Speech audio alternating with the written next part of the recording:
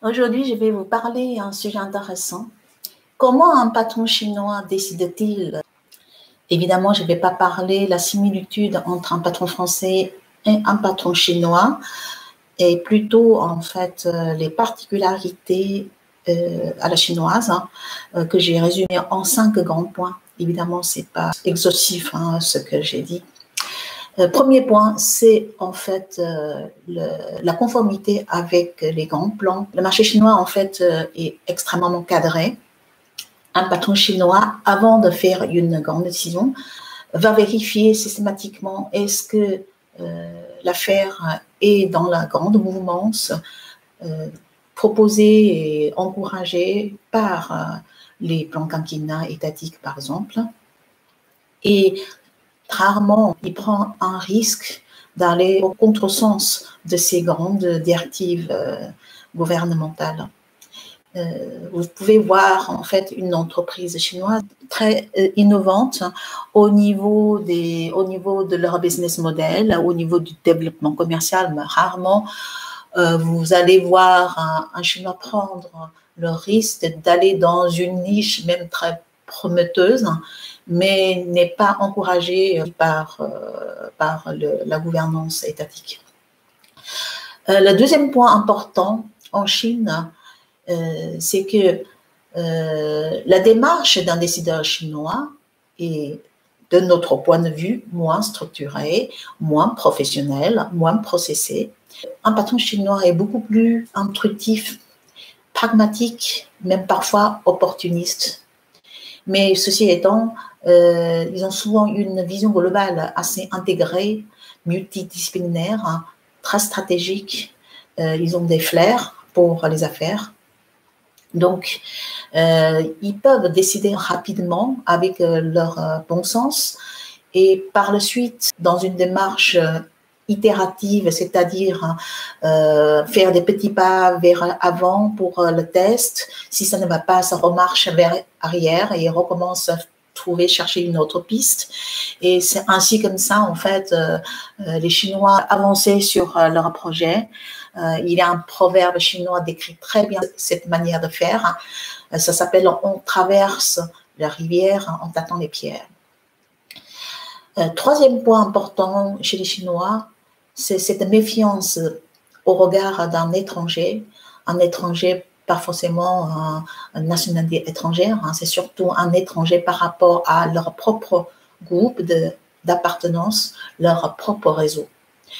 Un Chinois va prendre beaucoup plus de temps de faire des affaires avec quelqu'un qui ne connaît pas, n'est pas introduit par une connaissance de leur propre réseau. Mais en France, on a le même phénomène, mais chez les Chinois, l'attitude est beaucoup plus vers l'extrême. Donc, c'est rare, en fait, une entreprise ou un patron chinois vous ouvre la porte parce que vous avez passé un coup de fil, vous avez écrit un email pour dire vos produits et vos services sont les meilleurs. Et après, si dans le cas, on rentre dans cette configuration-là, ça veut dire que vous n'êtes pas introduit par quelqu'un qui est déjà dans le réseau, vous allez passer peut-être 1 an, même 2 ans, avant de passer réellement aux affaires avec un Chinois, de cette période d'une sorte de due diligence à la chinoise. Donc, ils veulent nifler un peu la personne en face ou l'entreprise en face pour se faire une idée, est-ce que cette personne ou cette entreprise est fiable et avec qui on peut avoir la confiance de travailler ensemble. Le 4e point, le process de décision chinois est plutôt dans une culture de collectivité, c'est-à-dire même en réalité, beaucoup de décisions sont prises entre un très peu nombreux de personnes, mais au niveau de la formalité, au niveau de l'apparence, on donne une image de décision collective, surtout dans une entreprise étatique publique. Rarement on trouve une tête sur un projet, donc un responsable directeur du projet ou de sponsor du projet, mais vous pouvez voir une série de responsables qui tamponnaient successivement sur une validation pour avancer le projet d'un pas vers un autre. Et donc, en fait, vous pouvez difficilement identifier qui est réellement derrière ce projet, qui a réellement le pouvoir.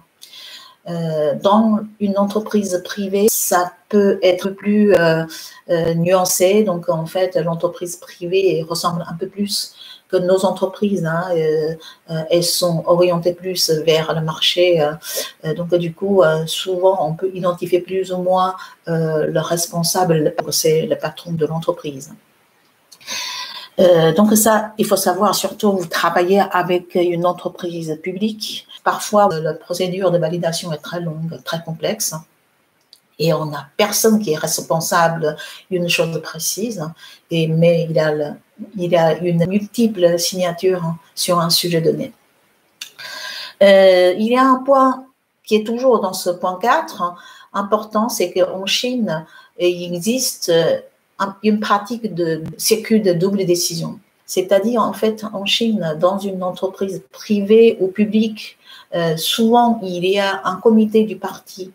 Ce comité du parti a un pouvoir qui est supérieur par rapport au COMEX. Il se mêle rarement des sujets business. Mais par contre, si à un moment donné, il y a des sujets sensibles liés à la politique ou liés à la stratégie nationale, donc ça, en fait, le comité du parti peut très bien venir faire un veto. C'est un pouvoir invisible et souvent sur l'organigramme officiel, on ne voit pas en fait ce double validation d'une décision.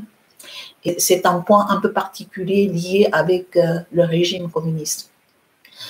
Dernier point, le 5e point, c'est plutôt en Chine, il y a quand même une disparité importante entre une grande ville comme Shanghai, Pékin et d'autres villes un peu plus reculées dans l'intérieur du pays.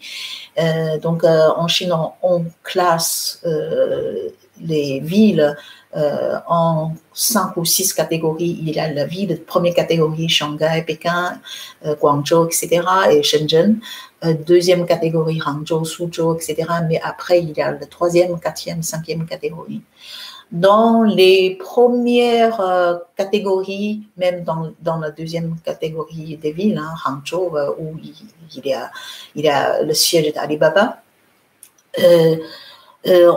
il y a quand même une pratique relativement internationale parce que où c'est concentré des compétences, des talents internationaux, même parfois ont suivi leurs études à l'étranger et ayant déjà travaillé dans des entreprises étrangères. Donc, ces gens travaillent maintenant pour des entreprises chinoises, même parfois ils créent leur propre entreprise. Donc, dans ces villes-là, vous avez une facilité de travailler avec les entreprises. Leur process de décision est relativement transparent et relativement en conformité avec nos pratiques à nous. Mais par contre, quand on rentre dans des endroits où il y a une pratique business à la chinoise très forte, et donc du coup, il faut faire très, très attention dans ce genre d'endroit. Il faut absolument vous trouver un acteur fiable de confiance locale pour vous aider. Parce qu'en fait, c'est dans ce genre d'endroit, on a toujours cette pratique opaque et même mafieuse. Et les gens travaillent rarement avec un étranger que leur réseau ne recommande pas, leur réseau ne connaît pas. Même vous avez une meilleure qualité de services et des produits. Et aussi, dans ce genre d'endroit, on a de la corruption, beaucoup de machistes, etc. Aujourd'hui, c'est tout. Donc, si vous avez des questions, n'hésitez pas à me contacter. Je vais noter, en fait, mon adresse email sur l'écran de ce vidéo. Et évidemment, je suis ravie de pouvoir m'échanger avec vous. Merci beaucoup. À très bientôt.